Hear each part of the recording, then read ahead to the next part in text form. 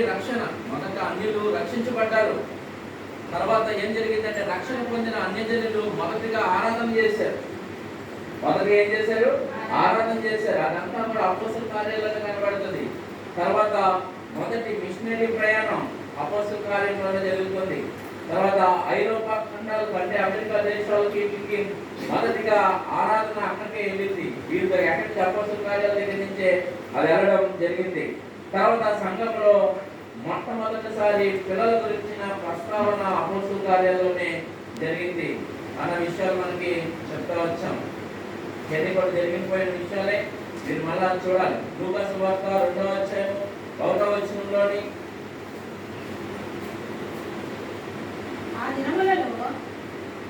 ఆ దినములలో సర్వలోకమునకు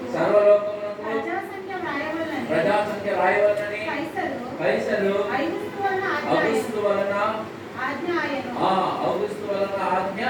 ఆయన. ఈయన ఎప్పుడంటే BC 14 లో ఉన్నాడు. ఈయన ఎప్పుడంటే అంటే AD 14 నుంచి అంటే BC 27 to 14 AD వరకు ఈయనే పాలించాడు. అంటే ఇది ఎందుకు మీకు చెప్తాను తెలుసా? ఈ చరిత్ర ఈ యొక్క చక్రవర్తి పేరు ఇప్పటికీ చూస్తుంది.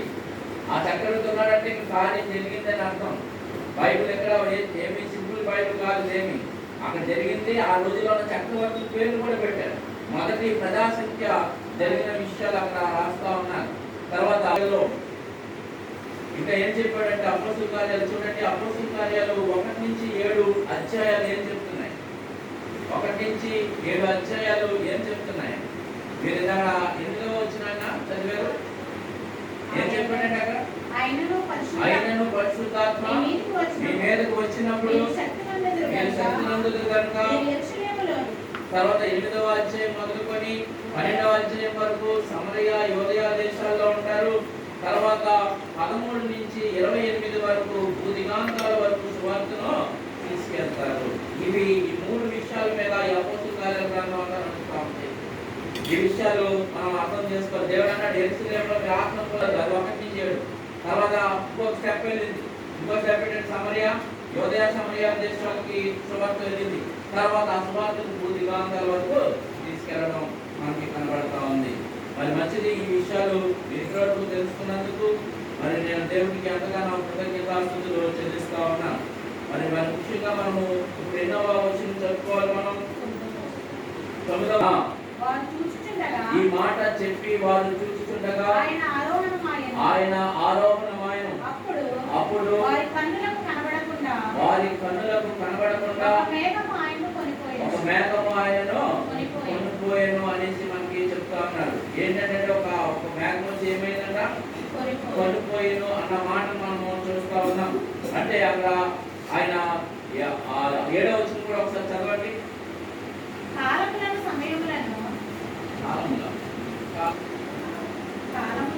కాలములను సమయములను తండ్రి తన స్వాధీనమందు ఉంచుకొని ఉన్నాడు.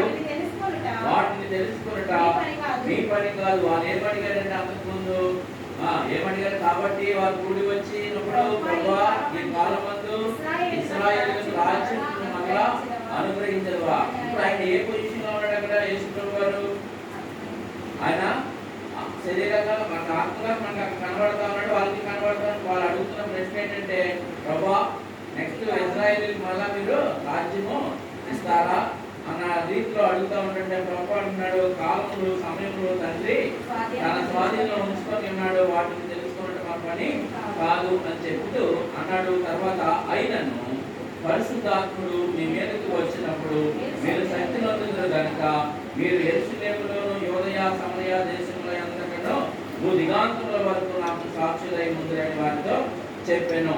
తర్వాత 9వ వచనంలో అంటున్నాడు ఈ మాటలు చెప్పి వారు చూస్తూ ఆరోహణమాయను.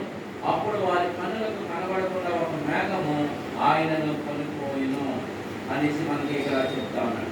చూడండి యోహాను సువార్త 6వ అధ్యాయం 62వ వచనంలో అంటున్నాడు అలాగైతే మనుష్య కుమారుడు ముందున్న చోట్లకు ఎక్కుట మీరు చూచిన ఏమందరు ఆయన ఎక్కడి నుంచి వచ్చాడో మళ్ళీ అక్కడికి వెళ్తున్నాడు. మనమేమంటాం? మనం అందరికి ఏమన్నా సరిపోవు కదండి.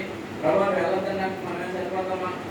ఆయన అదే రాశాడు యోహాను సువార్త 6:62 అంటున్న మాట ఏంటంటే, అలాగైతే మనిషి కుమారుడు మునుకున్న చోటునకు ఎక్కుట మీరు చూచిన ఎడల ఏమంతులు అనేసి చెప్తా ఉన్నాడు. మనం ఏమంటామంటే అక్కడ దాని విషయంలో మనం ఏమి మాట్లాడడానికి అక్కడ సంబంధం లేదు. తర్వాత ఎఫెసీయులకు రాసిన పత్రిక 4వ అధ్యాయం 8-12 వచనాల్లో అంటాడు, ఆయన ఆరోహణమైనప్పుడు చెత్తను చెరగా పట్టుకొని పోయి మనుషులకు ఈవులను గిఫ్ట్ ఇచ్చాడంట. ఏమి ఇచ్చాడంటే ఈవులను ఏంటి? గిఫ్ట్ ని అనుగ్రహించాడంట. చెరగా పట్టుకొని పోయి మనుషులకు ఈవులను అనుగ్రహించనని చెప్పబడిను. తర్వాత ఆరోహణమైన అనగా దిగినవాడు తానే సమస్తమును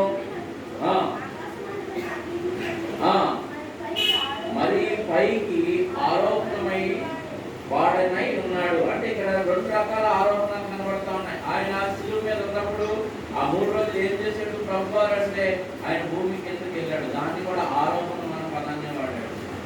దాన్ని ఏమని వాడాడు? ఆరోహణం అన్న పదాన్నే వాడాడు. అక్కడ అంటున్నాడు అదే ఆరోహణం ఆయన అనగా ఆయన భూమి యొక్క కింది భాగములకు దిగిదని అర్థమించుతున్నది. అంటే అక్కడ ఆయన శిలువ మీద మరణించిన తర్వాత ఆయన ఎక్కడికి వెళ్ళాడు అంటే భూమి దిగాంతంలోకి కిందకి వెళ్ళినట్టుగా మనకి ఇక్కడ చెప్తా ఉంది. తర్వాత ఏమంటున్నాడు?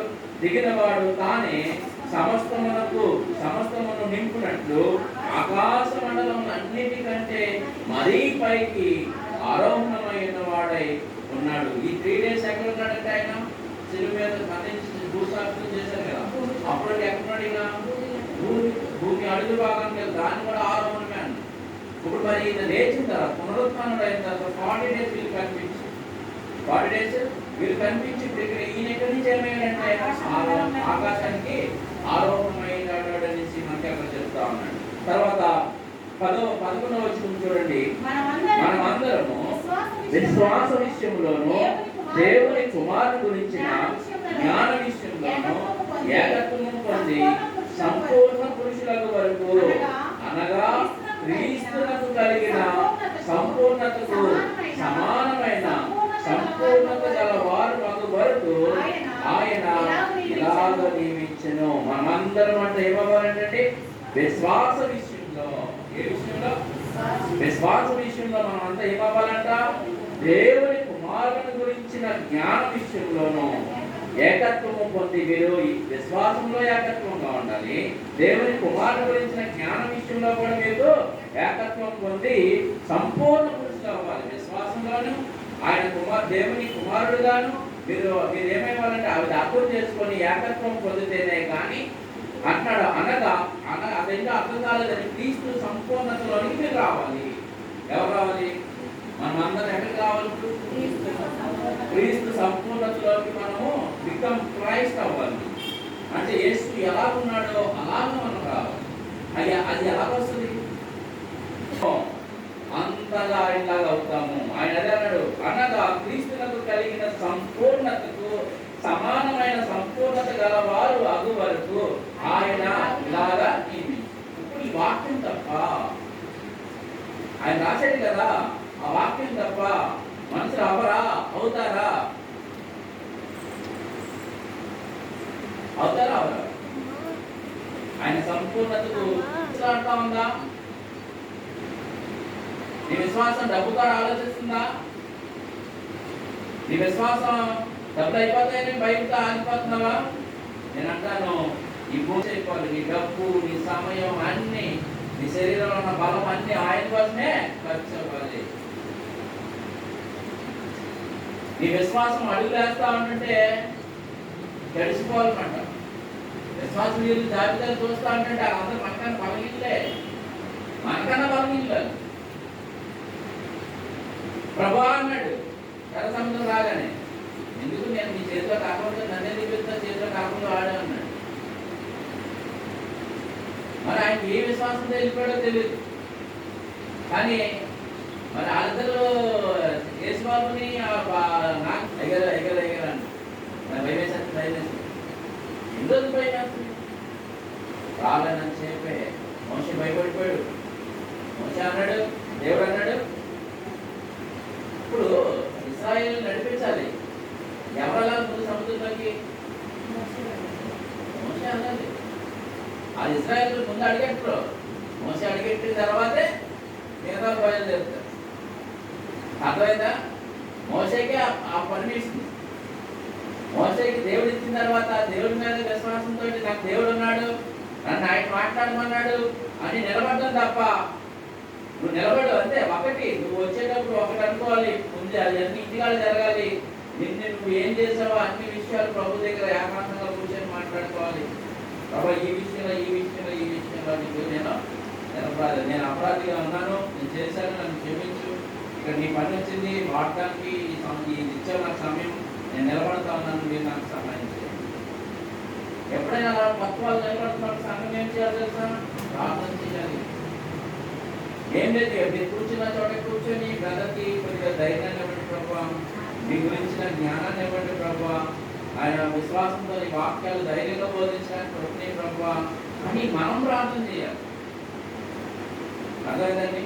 మనము ప్రార్థన చేయాలి. అలాగా అనేసి మన వాక్యం చదివిస్తాం. అందరి సంపూర్ణులు అవుతారు. 12వ వచనం అంటున్నాడు, అనగా క్రీస్తుకు కలిగిన సంపూర్ణతకు సమానమైన సంపూర్ణత గల వారు వరకు ఆయన ఎలాగా నియమించెను అన్నాడు. 11వ వచనం అది పరిశుద్ధులు సంపూర్ణులవునట్లు క్రీస్తు శరీరము. చూడండి, పరిశుద్ధులు అంటే సంపూర్ణులు అవ్వాలి. పరిశుద్ధులు అంటే ఎవరు?